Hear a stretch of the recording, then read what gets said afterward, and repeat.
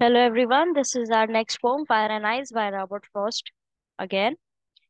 So before starting the poem, I will give you the central idea of the poem.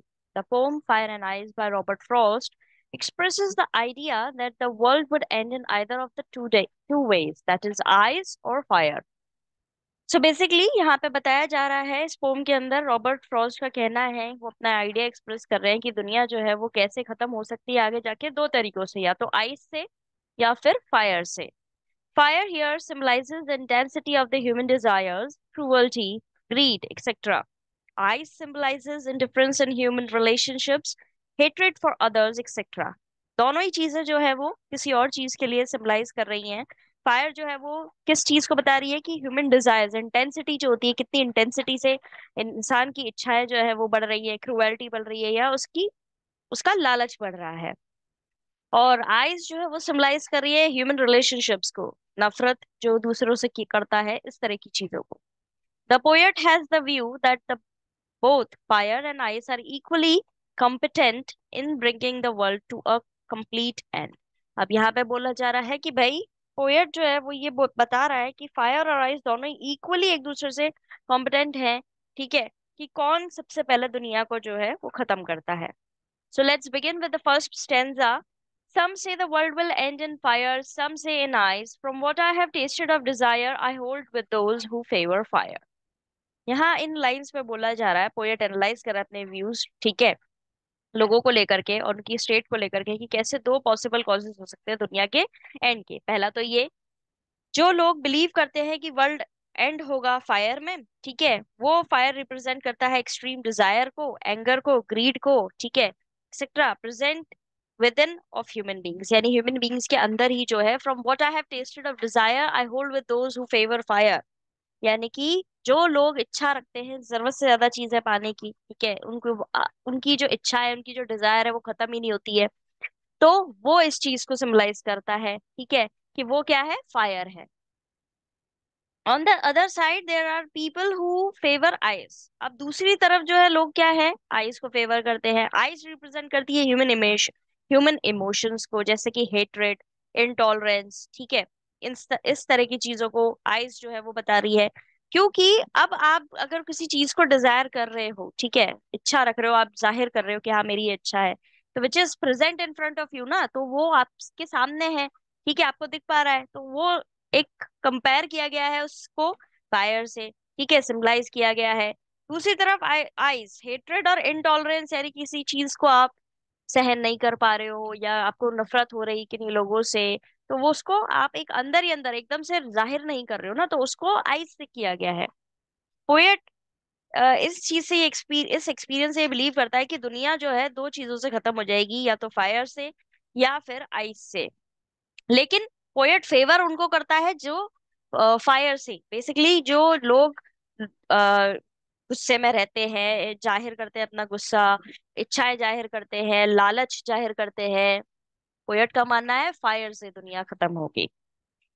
Let's go for the second stanza. But if it had to perish twice, I think I know enough of hate to say that for destruction eyes is also great and would suffice. अब यहाँ पे बताया गया है कि भाई अगर perish, perish as in की डाई और डिस्ट्रॉय, खत्म करना, यानी कि अगर दुनिया को दूसरा मौका मिले खत्म करने का, पहले तो वो फायर से खत्म हो जाएगी, लेकिन अगर दूसरा मौका मिलता है उनको खत्म करने का, तो मुझे लगता है कि हेट जो है वो काफी है डिस्ट्रक्शन के लिए, ठीक है। क्योंकि जो लोग उनके मन में, जिनके मन में ये हेट्रेड है, ठीक है, या वो इंटॉलरेंस फील कर रहे हैं, तो वो सारी चीजें खत्म करने के लिए काफी है, यानी कि दोनों चीजें जो है वो इक्वलेंट है। पहले वो फायर को सॉरी, पहले वो फायर को एक तरीके से तवज्जो दे रहा है, प्रेफरेंस दे रहा है, बाद में वो अपने आइस को दे रहा है।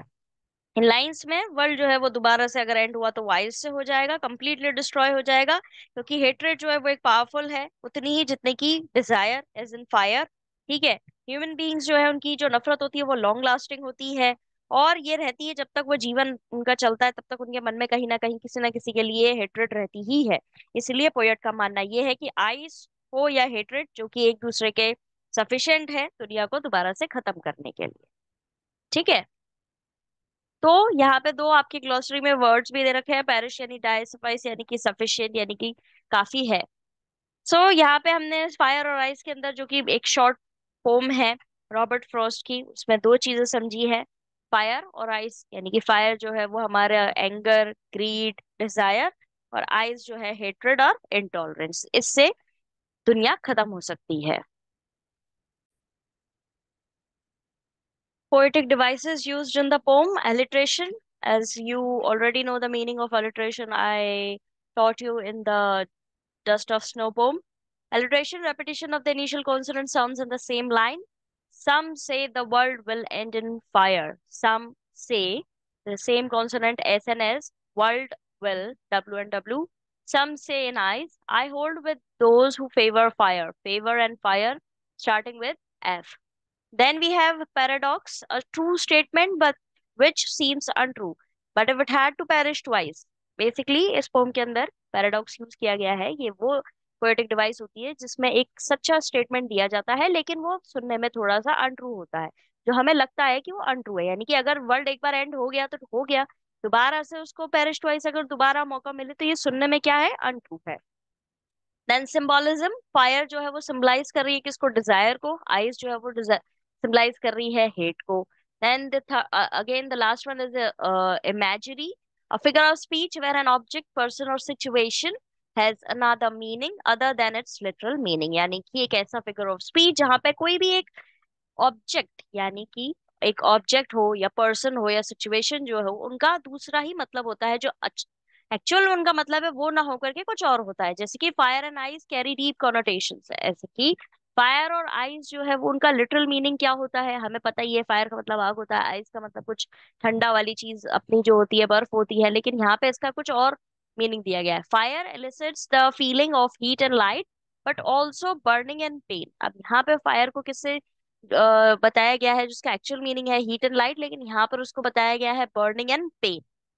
दूसरी तरफ है ice elicits the feeling of coldness. Ice जो है वो कोल्डनेस को दर्शाती है, फीलिंग को, but also indifference and tolerance. लेकिन यहाँ पे इसका क्या बताया गया है, इंडिफरेंस और इंटॉलरेंस, यानी कि आप किसी चीज को बिल्कुल डिफरेंटली देख रहे हैं, या इंटॉलरेंस है, आपके बिल्कुल कोई चीज आपको सहन नहीं हो रही है, वो बताया गया है। राइम स्कीम इसकी वापस से A B C B C B है, ए बी सी इस तरह से बताई गई है। और शॉर्ट पोम है fire and ice, Robert Frost. जब भी आप एग्जाम में अपने, जब भी इसको कोई रिलेटेड से क्वेश्चन आए, अगर आपको समरी लिखने के लिए बोला जाए कोई सी भी पोम की, तो सबसे बेसिक होता है कि आप पोएट का नाम जो है वो जरूर लिखें, वो नहीं भूलना है, ठीक है। और उसके राइम स्कीम जो है उसको भी अच्छे से समझना है।